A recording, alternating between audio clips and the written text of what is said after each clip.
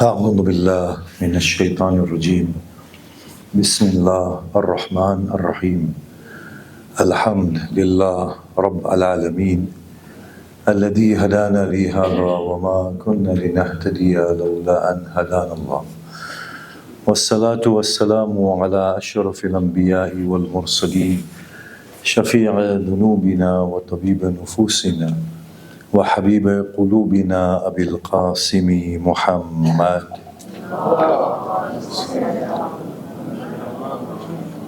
وآله الطيبين الطاهرين وأصحابه المنتجبين ومن تبعهم بإحسان إلى قيام يوم الدين. بسم الله الرحمن الرحيم. رب اشرح لي صدري ويسر لي أمري واحلل عقدة من لساني يفقه قولي. أما بعد، السلام عليكم جميعا ورحمة الله وبركاته. أعظم الله أجورنا وأجوركم بمسابنا بأبي عبد الله الحسين عليه الصلاة والسلام. Seeing that we have some time, I would like to continue with our discussion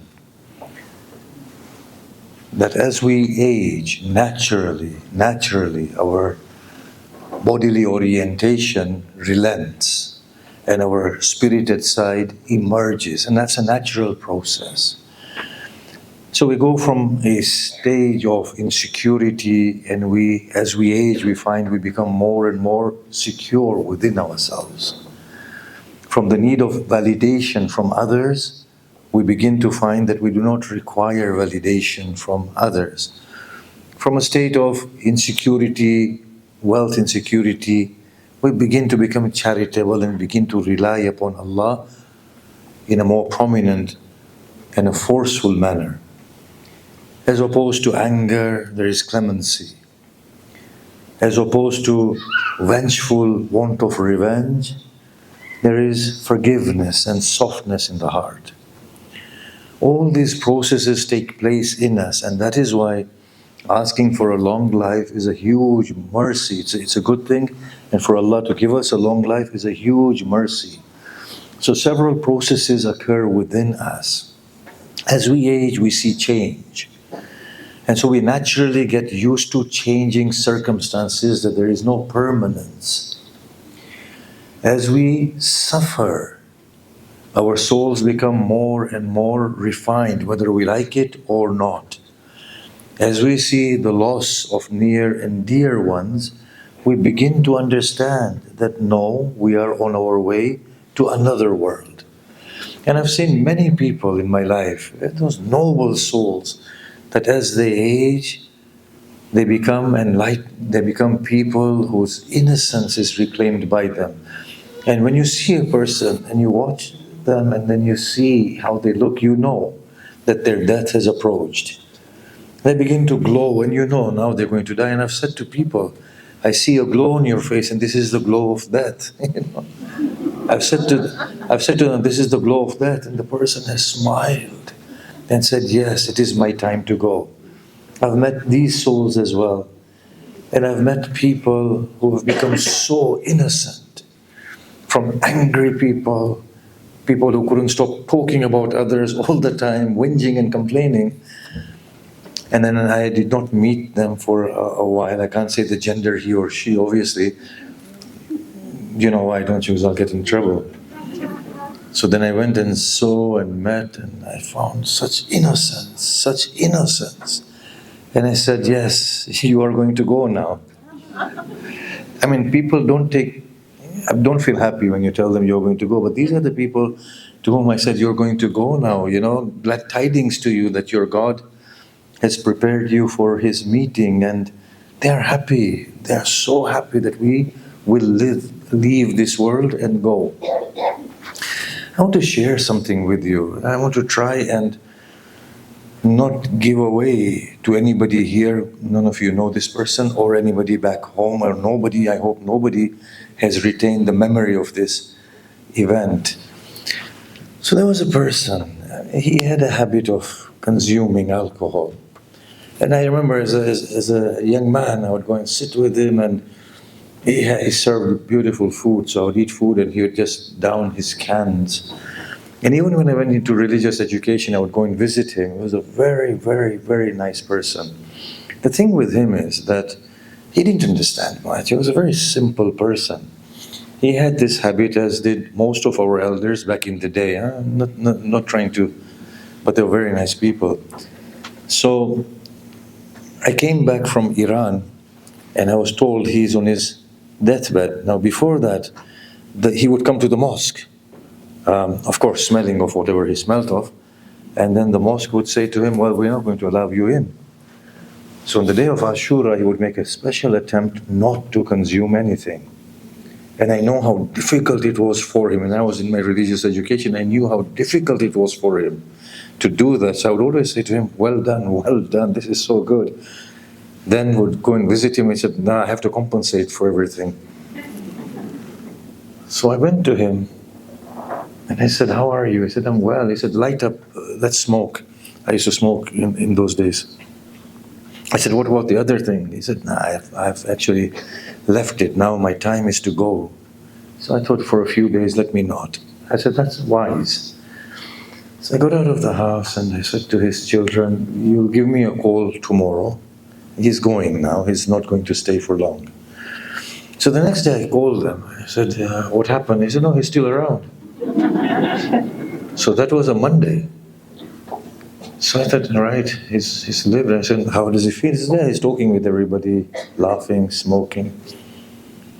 So I went on Tuesday, and I said to his children, he's not going to survive till tomorrow. He's going. He'll be out. So they said, okay. I said, well, give me a call. No call on Wednesday. So I called them, and I said, what's happening? So they said, he said that the angel of death came to me.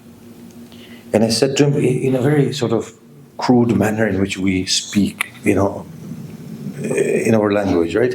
He said, run away. Come back on Sunday. I haven't seen my sisters yet. So the angel said to him, I'll come back at 12 o'clock on Sunday to take you. And I said, it's impossible. He's not going to live till Sunday. I hope he dies tomorrow, Thursday night, so we can bury him on Friday to get a good burial. So Thursday night came, he's alive. Friday came, he's alive. Sunday I was sitting somewhere. I said to his son, I said, give me a call as soon as it happens. They're very close to me. Sunday, I was sitting with somebody. I looked at my watch, it was 12 o'clock. 1 minute past 12, his son called me. He said at 12 precisely, he said, I'm going, he has come to take me. And he bade them farewell and he left. Now, you don't know which soul has reached out to Allah. Drinking is not good. None of these things are good, yes? But I'm just saying. We don't know whose status is what with God. And as we progress, we begin to understand that we cannot judge anyone. All we can do is to love others. If I love my son and my daughter, and if they are involved in bad habits, I would not curse them. I would be crying. My heart would be paining, right? I would be praying for them. That come off this is not good for you. So as we age, we learn a lot. As we encounter trials, our inner being comes out. And it is there for us to see, for us to assess. The mistake we make in younger days is that we justify ourselves. At an older age, we thank Allah for showing us what we are, so that we can make amends and we can let it go. When we befriend Allah and when we begin to live with Allah, there is no question of hiding things from God. He walks with us. He lives with us. In my moments of inadequacy, O Allah, you are there with me. When did I ever want to hide anything from you? Imam Hussain says, O Lord, before I can even articulate what is within my heart, you have already seen my soul and read it. There is no hiding from you, O God. As we age, we begin to live with Allah. We begin to share with God. At times, we say to Allah, I would much rather your creature stoned me to death, spat on my face, rejected me, so that on the day of Qiyamah, at least I can stand in front of you and say, oh Allah, I did not value their pleasure above yours. I was ready to face humiliation in front of them, so that today I can tell you that it was never the case that I value the pleasure and the approval of other than you above yours. So as we age, we begin to live with God. Our heart begins to open to God. And the tears flood within the eyes when we make the mention of our God. Look at how God is, the beautiful one. But it's a great shame that we don't learn how to live with God. You know, even in those moments of weakness and rage, we are with God. And we say to God, bear me for the next little while as I display all the inadequacies that are within me. But I need you to be there with me. And of course, when we display it, then we say, Allah, now forgive me. But I needed you as a friend for me to share with. Who else am I going to share with? And as in my own personal life, as I have aged, I have thanked Allah more for not accepting my prayers than for accepting my prayers. All the curses that I have given and all the bad dua that I have done, had Allah accepted them, can you imagine how embarrassed and ashamed I would be of myself? So I said to Allah, Allah, thank you for not accepting any of those prayers made in a state of rage. So we begin to live with Allah. He is the one. Now it's a great shame that we don't learn how to meet with God and how to live with God. You see, our God, just our master. As Hussain says, in every moment of life, I realize now that you are introducing yourself to me. In every phase, were you looking at me through the eyes? It wasn't anybody else. In every speech, it was your speech coming to me. He is not just a master. He is a parental God. He is a caring God. He is a loving God. He is a friend. He is an intimate companion. Like a mother, He covers our faults. You've heard those ahadith, haven't you? In which God says to the angel, delay writing his evil deeds, for he has a habit of repenting. And then the angels say, well, our duty is finishing, shall we write it down? And God says, wait for a moment. And then they leave, and new angels come, and He starts afresh. He covers our faults. He looks after us. He plans for us. If we can arrive at that point where we can say, oh Allah, today I am ready to accept your decree. I will not ask you for anything that I want, but I will ask you to keep me pleased with what you want. But then there comes a day in which you say to Allah, but I can't accept your decree on this day. As a child pleads to their parent, today I want this from you. And you know, when you make that prayer, you know He's going to give it. The amazing thing with God is that when you tell Him, I don't want to know what your decree is today, I want to be a spoiled creature of yours, give me this. And He will give it. He never says no. Now I know this is going to create a lot of philosophical turmoil in some minds, but I'm ready to respond to this and explain afterwards. But these are the ways we have with God. At times you approach Him as a child. At times as a servant. At times as a business partner. I've done this for you. I want you to do this for me. I know we would say that is embarrassing, but no, try it out. There are all these different relationships that we have with God. Try them all. Try them all. See the colorful way in which you can meet with your God. And He rejoices in each and every one of them. But the ultimate relationship with God is one in which a lover fades away in their beloved. That's the ultimate relationship with God. The way to call God, we can call God in greed. But the best way to call God, the best way, and when that moment comes upon us, is through acknowledgement of inability. When we go to God and say, today I have no one, I can't do anything, I come to you through inability. When we call on to God through inability, that is another level of calling altogether. So we can call God in a variety of ways. And another way to call God is through our inadequacies and our sins. To say to Him that this is me, look, this is me. As distorted as I have become and disfigured in my soul, you have accepted me as I am.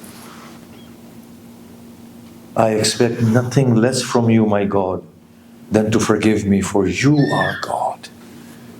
Otherwise you will become like me. And these cries come from the depths of the heart. I know we start with lip service and we pretend and we talk with God, but at times, as we grow, they penetrate the soul. And the soul opens up to Allah and it cries to Allah. But I don't have anyone but you, Allah. And the best is the relationship Hussain has with his God. Oh Lord, this head will not bow in front of other than you. Let it be severed.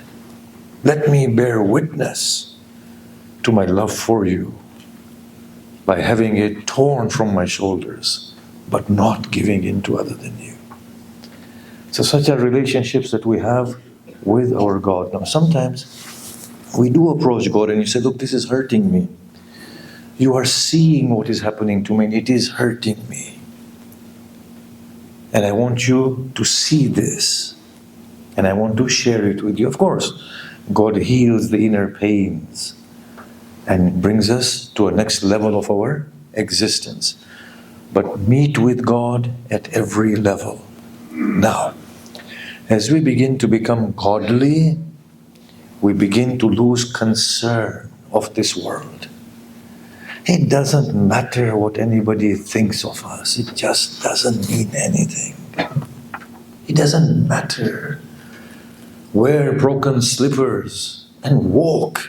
You are walking with pride. Sweep the streets. Do it with pride.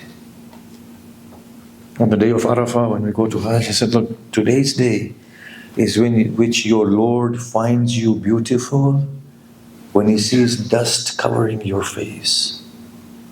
When He sees your lips burning and peeling through thirst. When He finds your garments dirtied with dust. And when your Lord finds you beautiful, then what difference does it make how the people's glances look upon you?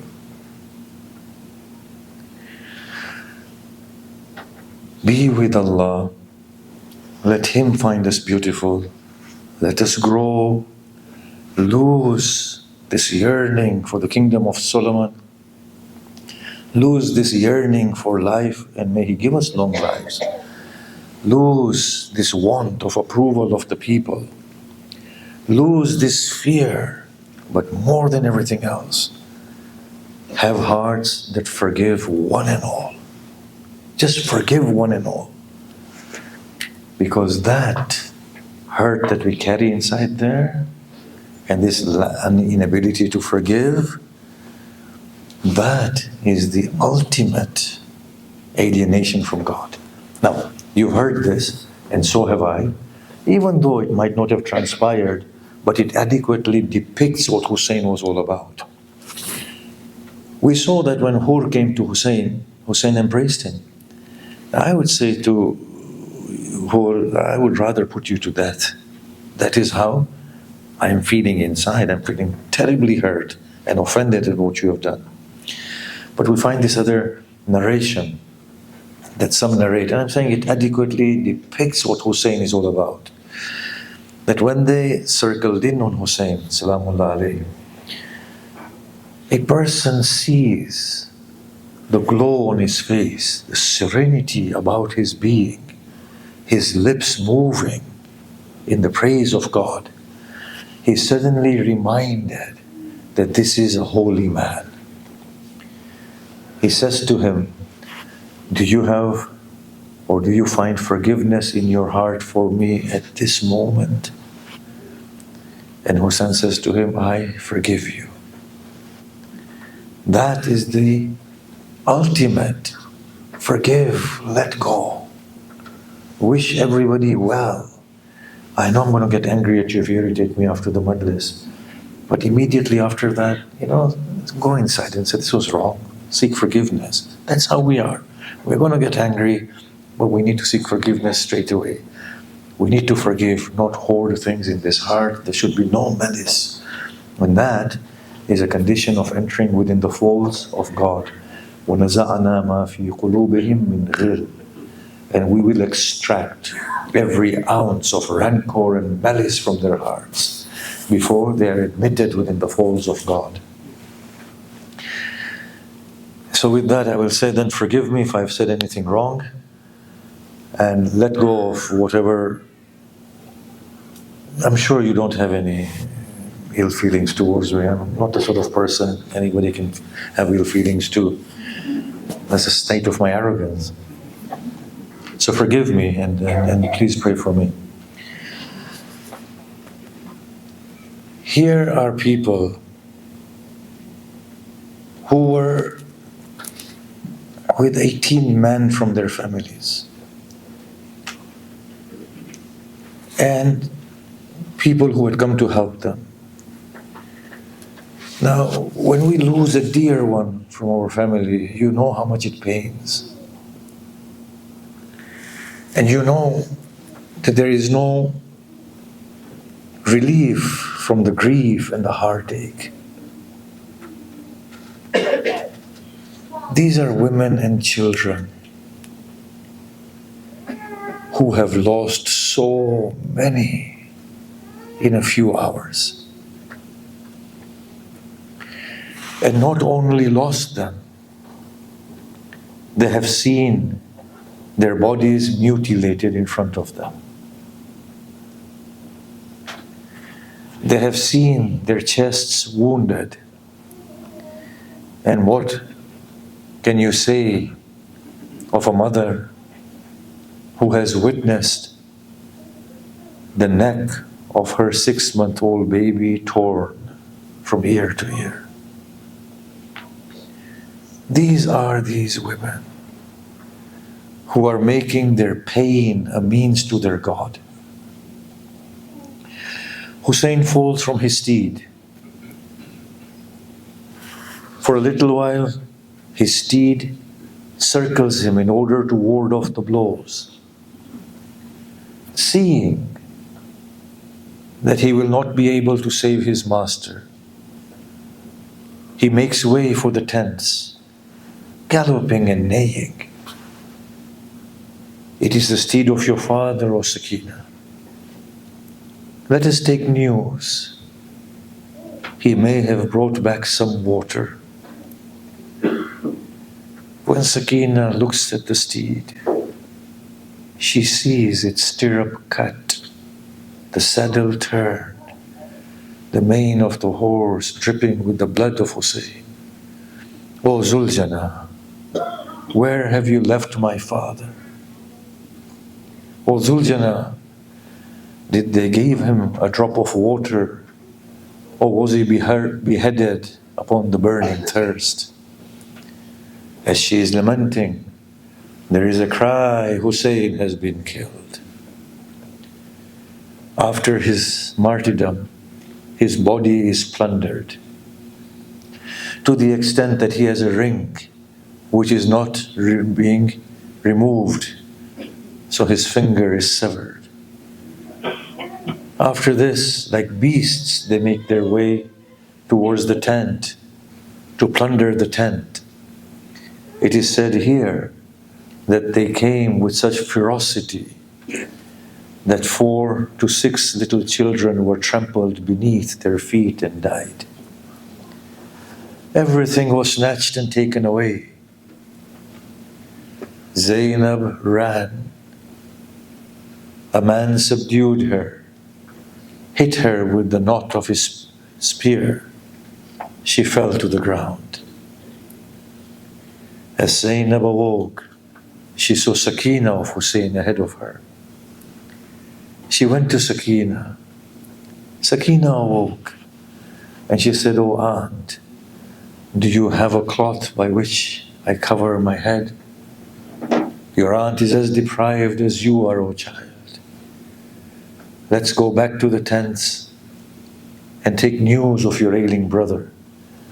When they come back to the tent, they see Zainul Abidin upon his face on the earth. He said, "Oh aunt, they slapped the daughters of the Prophet. They cried and called out to me, but I was unable to move." Zainab calms them down. Umar ibn Sa'ad comes. "O women, exit from your tents." The women refuse. He says again, "Come out of the tents." They refuse. When he says for the 3rd time, Zainab calls out, "Give us our coverings and we shall come out. You are no longer under any protection. You are now our captives. You will emerge from the tents as do captives." She refused. He gave instructions for the tents to be set on fire. They report that as a tent burnt, they ran into another. As another burnt, they ran into the 3rd. Zainul Abidin said, "Aunt, save your lives and exit from the tent." Hamid ibn Muslim says, the scene was such, it was as if a tasbih was broken and the beads were scattering. I saw them stumbling over wood and stone, walking over dead bodies. Their feet were bleeding from wounds. There was a general from the army who said, "I saw a tall woman going into a burning tent and coming out. I said to her, 'O lady, it is no longer safe for you to re-enter that tent.' She said, 'I have a child, a son, who is unable to move.' Then I saw her carrying her son upon her shoulders. The tents have burned. Zainab summons Kulthum, and she said, 'Let us go and find the children who have scattered.'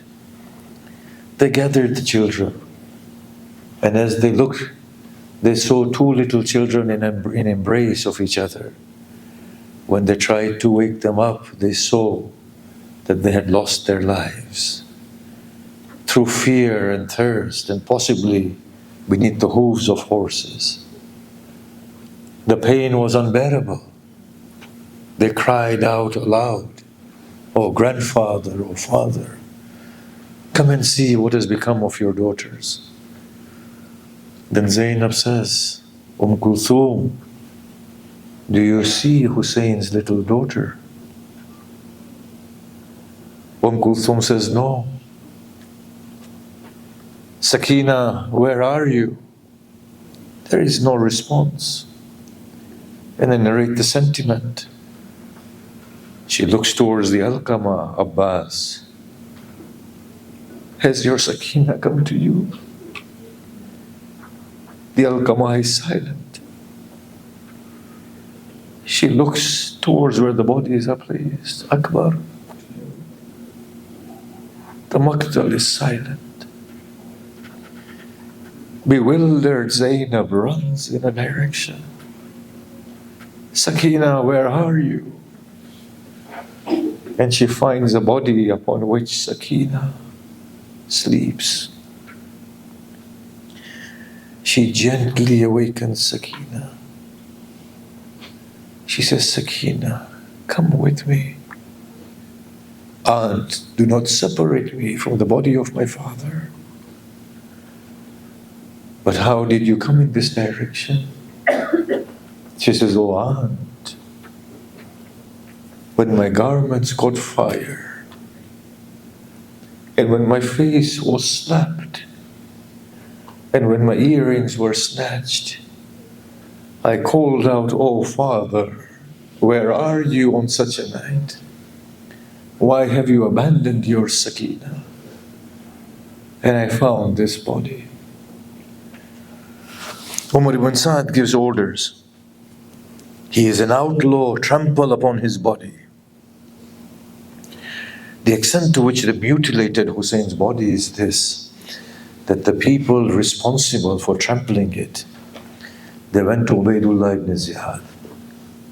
Fill our sacks with gold and silver, for we tore apart the body of the grandson of the Messenger of God.